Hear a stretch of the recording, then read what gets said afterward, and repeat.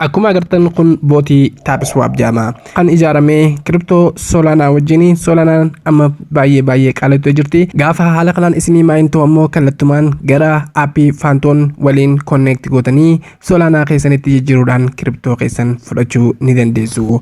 Tapswap jedhama harka keessaniin tuquudhaan akkasumas automatically osoo isin waa takka hin goone kallattumaan akkuma agartan kanaan isiniif maayin godhuu danda'a. Harka keessanii yeroo tuqxanis san guddaan dabalataan kan isinii kennu yoo ta'u automatically bilbila keessan irratti ad isiniif ta'a. Guyyaa irraa immoo step by stepidhaan akkamitti bootii qofa fayyadamuudhaan akkamitti aada kana godhatanii fi akkasumas kriptoo kana harka keessaniin cuquu qofaadhaan maayin akkamiin akka godhatan yeroo haala kanaan increase godhuu fi akkasumas jala kanarratti kan argamu energy kana akkamiin akka guddistan wal duraa duubaan isin agarsiisa. Hello guys, baga nagaan gara YouTube channel kiyyaa dhuftan jecha. Channel kana keessatti akkuma beektan kriptoolee garaagaraa bifa haaraa ta'e bifa firiidhaan akkamiin akka maayin goonuu fi akkasumas amma durallee kriptoolee garaagaraa irraa withdraw maallaqa godhee kan isin agarsiise ana obboleessa keessan Muraad.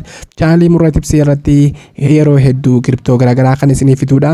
Kriptoowwan an isiniif fidu baay'ee amanamaa kan ta'ee fi akkasumas kan an itti fayyadamaa jirudha. Guyyaa irraas kunoo akkuma agartan kriptoo haaraa harka keessan qofaan tuqxan isiniif qabadhee dhufeera. Kriptoo irraa kana keessatti ammoo step by stepidhaan wantoota hedduu kan waliin ilaallu ta'a. Jalqaba irratti kan ilaallu akkamitti kriptoo kana maayin akka godhuu dandeenyuu fi akkasumas boonasii akkamiin akka furannu ni ilaalla. Akkasumas kriptoowwan nuti maayin goone kana keessatti maal goone akka increase goonu speed isaa guddifnuu fi akkasumas silverii fi kanneen kana fakkaatanitti akkamitti karaa salphaan akka guddifnu wal duraa duubaan isin agarsiisa. Video kana keessatti akkasumas walleeta waliin connect goone maallaqa asirratti hojjannee akkamiin gara Solanaatti jijjiirree kan fudhannu kan isin agarsiisa. Solanaan akkuma beektan kriptoo haaraadha. Kriptoo baay'ee guddachaa jirtu, gatiin sii takkittiin ammoo baay'ee dabalaa jirti. Coinii amma maayin gootan kana kallattumaan gara walleeta Phantom yookaan ammoo karaa Solanaatti jijjiirtanii akkamiin maallaqa keessan akka fudhachuu dandeessan wal duraa duubaan ni ilaalla. Yoom kana qofa yeroo iskiriinii tuqxan speediin isin tuqxan akkamiin akka guddistanii fi akkasumas boonasii garaagaraa osoo waa takka hin goone akkamiin akka maayin gootan wal duraa duubaan kan isin agarsiisa. Viidiyoon irraa isin agarsiisu ammoo step by stepidhaan osoo viidiyoo kana skip hin goone akka daawwattan isin afeera. Namoonni chaanala kanaaf haaraa taatan ammoo subscribe godhuudhaan mallattoo notification kana banachuu hin dagatinaa. Jalqaba irratti maal gootan linkii takka komentii jalqabaa isa pin taate hubadhaa. Komentii jalqaba pin taate irra isiniif kaa'een jira. Komentii san jalaa ni cuqaastu. Linkii kana yeroo cuqaastan automatically guys haala kanaan asitti isin dabarsaa. Yeroo linkicha cuqaastan haala kanaan Telegram kana keessatti isin dabarsaa. Channel kana keessatti wantoota garaagaraa wantoota YouTube irratti akkasumas website irratti gadi hin dhiifne waan hin gadhiisaa jiruuf channel kana jalqaba irratti maal gootu join ni gootu. Akkuma agartan jala kanarratti isa join kana ni filattu. Akkuma agartan tambaneelaa fi akkasumas wantoota garaagaraa haala kanaan isiniif ta'a. Isin kan filattu linkii isa lammaffaa kana ni filattu guys. Linkii isa lammaffaa kana yeroo filattan asitti ni dabarsaa jechuudha guys. Jalqaba irratti maal gootu isa start joo kana ni filattu. Isa start joo kana ni filattan deebitanii sana booda automatically Tapswap coiniin haala kanaan naaf fida. Sana booda maaliin godha isa start now joo kana isa jalqaba irratti argamu kana ni filadha.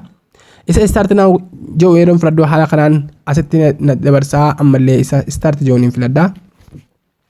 Isa start joo yeroo filadhu kallattumaan boom guys akkuma agartan jalqaba irratti 2500 coinii naaf kannee jira jechuudha. Boonasii fudhattanii jirtanii jechuudha guys. Baga gammaddanii namoonni haala kanaan ammaan isin garsiise kanaan mazaggabattan ammoo 2500 coinii fudhattanii jirtanii mee namoonni fudhattan komentii alatti nabeessaan isin jaa.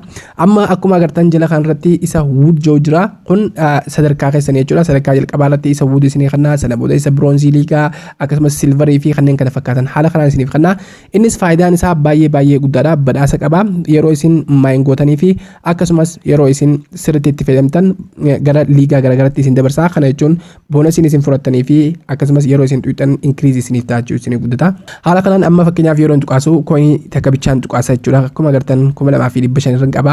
Yeroo iskiriinii kana tuqaasu coinii takkaan qaba jechuudha. Isa wood irra waan jiruuf kana amma salphatti akkamitti guddisnu fi boonasii garaagaraa akkamiin akka furannu isin agarsiisa.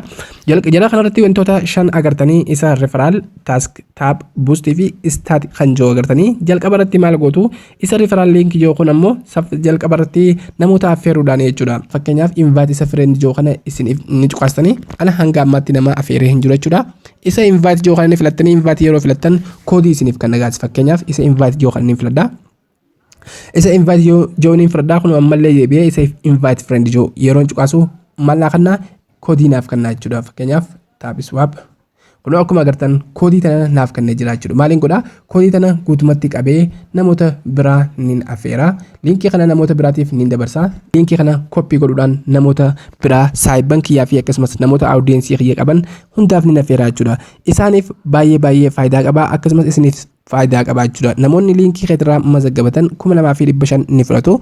Isinis ammoo 2500 fi boonasii garaagaraa ni argattan jechuudha guys. Haala kanaan step jalqabaa irratti haala kanaan coinii keessan guddisuu ni dandeessu. Fakkeenyaaf isa coinii keenyatti deebinee amma isa lammaffaa haa ilaallu. Fakkeenyaaf isa task joo kana lammaffaa irratti kun baay'ee filatamaan isa task kana ni filattanii jechuudha guys. Task kana yeroo filattan haala kanaan wantoota sadii gubbaa kanarratti isiniif daa special liigaa fi akkasumas referral taskiidha.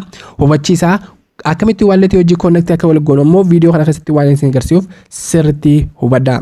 Inni join liigaa special liigaa fi akkasumas referral task isa joo kana special kana ni dhuftanii sana booda wantoota lama isiniif daa isa join our socials kan joo fi akkasumas connect Solana wallet kan joodha jechuudha. Lameen keessaa isiniif daa amma jalqaba irratti maal goona isa liigaa joo kana ni filannaa. Isa liigaa joo kana ni filannaa sana booda wanti keenya bronzii seenee jira waan ta'eef isa bronzii kana ni filannaa. Coinii kana kuma takka bilisaan nuuf kannaa akkasumas saffisni keenya ol nu guddataa jechuudha. Yeroo kana fixan isa golditti isinii kannaa goldii fi akkasumas sadarkaa akkuma jalqaba irratti isinii hime sanitti haala kanaan coinii teessan guddisuu ni dandeessu. Kan itti aanu immoo referral taskidha. Kun ammoo gaafa nama affeertan nama tokko affeeruu irratti 2500 fudhattu nama sadii taanaan 50,000 fi akkasumas nama 10 200 nama 25 fi kanneen kana fakkaatan yoo affeertan ammoo haala kanaan coinii hedduu bilisaan fudhachuu ni dandeessu.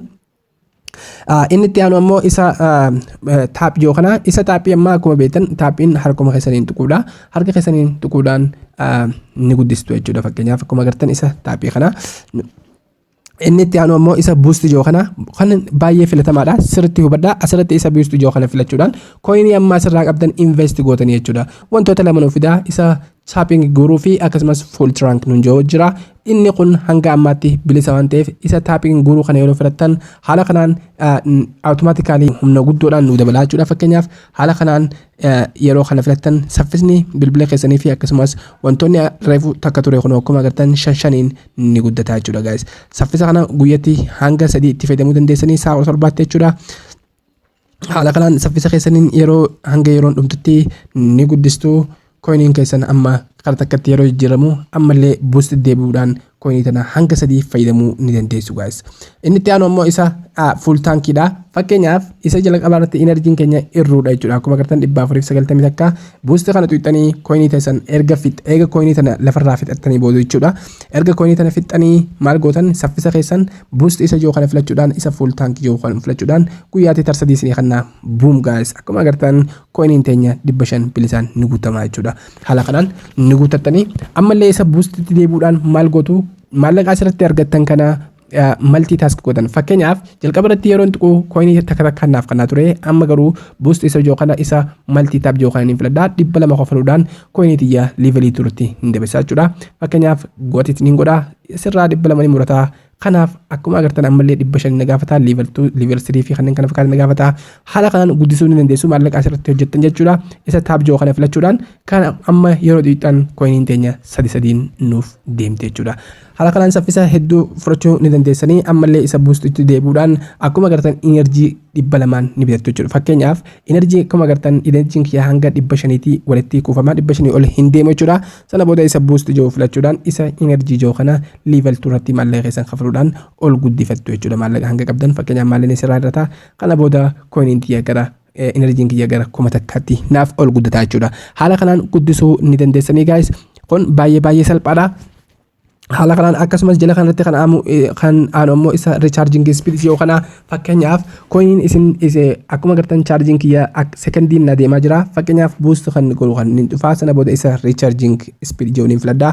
Sana booda 2,000 kafalee maaliin godhaa speed saffisa kiyya ni guddisaa jechuudha. Fakkeenyaaf ammallee taapniin tuqaa fakkeenyaaf reefu secondiin deemaa ture amma 2 naaf deemaa jira jechuudha. Haala kanaan guddifachuu ni dandeessu. Bronzirraa gara goldirraa gara maasteritti seenuu ni dandeessu guys. Baay'ee baay'ee salphaadha. Kun ammoo istaatiidha. Istaatii jechuun kun hangam nam eenyu akka hojjechuu jiru, hangam takka online irratti namni akkamii jiruu fi kanneen kana fakkaatan isin gargaara. Viidiyoon kun waan dheerateef viidiyoo itti aanu keessatti akkamiin gara waaleta keenyaa gara Phantom yookaan ammoo Solanaatti akkamitti akka deebifnu viidiyoo step by step waan isin garsiisuuf viidiyoo kana waan ammatti isin garsiise kanarratti ammoo yaa gaafis qeetee yaada kamiyyoo qabaattan karaa komentii nadeessaa. Viidiyoo itti aanu keessatti ammoo step by step dhaan akkamiin Phantom wallet keessaniin connect akka waliin gootan isin agarsiisa. Haga viidiyoo biraatiin walitti deemuutti nagayannaa tura.